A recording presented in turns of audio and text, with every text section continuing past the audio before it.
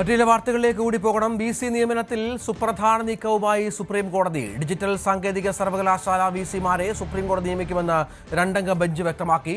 ഇതിനായി ഓരോ പേരുകൾ ഗവർണറും സംസ്ഥാന സർക്കാരും സീൽ വെച്ച കവറിൽ അടുത്ത ബുധനാഴ്ചയ്ക്ക് മുൻപ് സമർപ്പിക്കണമെന്നും സുപ്രീം കോടതി നിർദ്ദേശിച്ചു.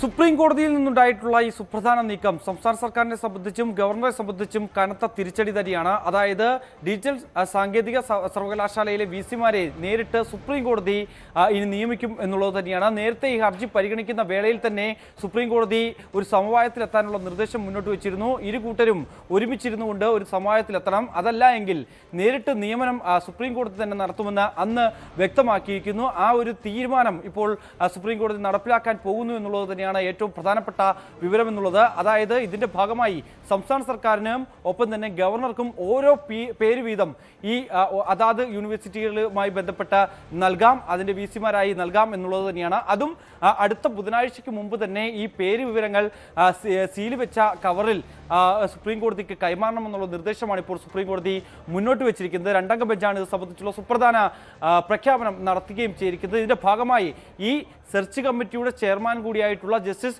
സുധാംശു ലൂതിയെ ഇതുമായി ബന്ധപ്പെട്ട് നിയോഗിക്കുകയും ചെയ്തിട്ടുണ്ട്. അതായത് ആരാണ് അടുത്ത സാങ്കേതിക അല്ലെങ്കിൽ ഡിജിറ്റൽ സർവകലാശാലയുടെ വിസിമാർ എന്നുള്ള പ്രഖ്യാപനം നടത്തുന്നത് ലൂതിയ ആയിരിക്കുമെന്നുള്ളത് തന്നെയാണ് സുപ്രീം കോടതി വ്യക്തമാക്കിയിരിക്കുന്നത്. അതായത് ബുധനാഴ്ച മുമ്പ് ഈ കേസുമായി ബന്ധപ്പെട്ട് ഇപ്പോൾ നിർദ്ദേശം നൽകിയിരിക്കുന്നതിന്റെ അടിസ്ഥാനത്തിൽ പേര് വിവരങ്ങൾ ലഭ്യമായതിന്റെ അടിസ്ഥാനത്തിൽ പിന്നീട് അത് ക്രോഡീകരിച്ച് അതിൽ നിന്ന് സാങ്കേതിക സർവകലാശാലയിലെ ഒരാളെയും ഒപ്പം തന്നെ ഡിജിറ്റൽ സർവകലാശാലയിലേക്ക് ഒരാളെയും നിയമിക്കുന്ന നടപടികളിലേക്ക് സുപ്രീം കോടതി കടക്കുകയും ചെയ്യും. അടുത്ത വ്യാഴാഴ്ചയാണ് വീണ്ടും ഈ കേസ് പരിഗണനയിലേക്ക് വരിക. അന്ന് തന്നെ ഈ ഒരു സുപ്രധാനമായിട്ടുള്ള പ്രഖ്യാപനം സുപ്രീം കോടതിയുടെ ഭാഗത്തു നിന്നുണ്ടാകുമെന്ന് തന്നെയാണ് നമ്മൾ പ്രതീക്ഷിക്കുന്നത്. എന്തായാലും സംസ്ഥാന സർക്കാർ ഇതിനോട് ഒരു അനുഭാവപൂർണ്ണമായിട്ടുള്ള ഒരു പ്രതികരണം നടത്തി രംഗത്ത് വന്നിട്ടുണ്ട്. അതായത് സുപ്രീം കോടതി എന്ത് തീരുമാനമാണ് എടുക്കുന്നത് അതോടൊപ്പം തന്നെ മുന്നോട്ട് പോവുകയും ചെയ്യും, അതിനെ അനുസരിച്ച് മുന്നോട്ട് പോകുമെന്ന് മന്ത്രി ആർ ബിന്ദുവും പി രാജീവും വ്യക്തമാക്കി കഴിയുകയും ചെയ്തിട്ടുണ്ട്.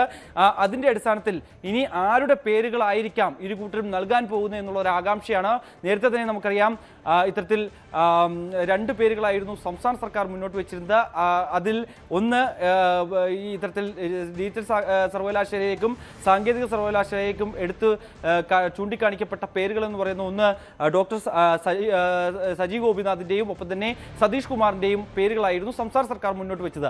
അതേസമയം ഗവർണറെ സംബന്ധിച്ച് ഡോക്ടർ സിസ തോമസിന്റെയും ഒപ്പം തന്നെ പ്രിയ ചന്ദ്രന്റെയും പേരായിരുന്നു ഗവർണർ മുന്നോട്ട് വെച്ചിരിക്കുന്നത്. അപ്പോൾ ഈ പേരുകൾ തന്നെ ആയിരിക്കുമോ ഇരു കൂട്ടരും ഈ സീൽ വെച്ച കവറിൽ നൽകാൻ പോകുന്നത് എന്നുള്ളതാണ് നമുക്ക് ഇനി കണ്ടറിയേണ്ടിയിരിക്കുന്നത്. പ്രത്യേകിച്ച് ഗവർണർ അടക്കം നേരത്തെ സുപ്രീം കോടതിയിൽ ഒരു സത്യവാങ്മൂലം സമർപ്പിച്ചിരുന്നു. അതായത് ഈ സാങ്കേതിക സർവകലാശാലയിൽ തന്നെ ക്രമക്കേട് നടത്തി എന്ന ആരോപണം നേരിടുന്ന വ്യക്തിയാണ് ഈ സജി ഗോപിനാഥ്. അതുകൊണ്ട് തന്നെ അങ്ങനെ ക്രമക്കേട് നടത്തിയ ഒരാളെ ഒരു തരത്തിലും വി സി സ്ഥാനത്തേക്ക് കൊണ്ടുവരാൻ പാടില്ല എന്ന് ചൂണ്ടിക്കാണിച്ചുകൊണ്ട് സത്യവാങ്മൂലം അടക്കം നേരത്തെ ഗവർണർ മുന്നോട്ട് വെച്ചിരിക്കുന്നു. അതുകൊണ്ട് തന്നെ ഏതെങ്കിലും തരത്തിൽ ഈ പേരുകളിൽ മാറ്റം വരുത്താൻ സംസ്ഥാന സർക്കാർ തയ്യാറാകുമോ, അല്ലെങ്കിൽ ഇതേ പേരുകൾ തന്നെ ആയിരിക്കുമോ മുന്നോട്ട് വെക്കുന്നതെന്നൊക്കെ നമുക്കിനി കണ്ടറിയേണ്ടിയിരിക്കുന്നു. എന്തായാലും കേസിനി വീണ്ടും വ്യാഴാഴ്ചയാണ് കോടതിയുടെ പരിഗണനയിലേക്ക് വീണ്ടും വരിക. അന്ന് തന്നെ സുപ്രധാനമായിട്ടുള്ള പ്രഖ്യാപനം ഉണ്ടാകുമെന്നാണ് കരുതുന്നത്.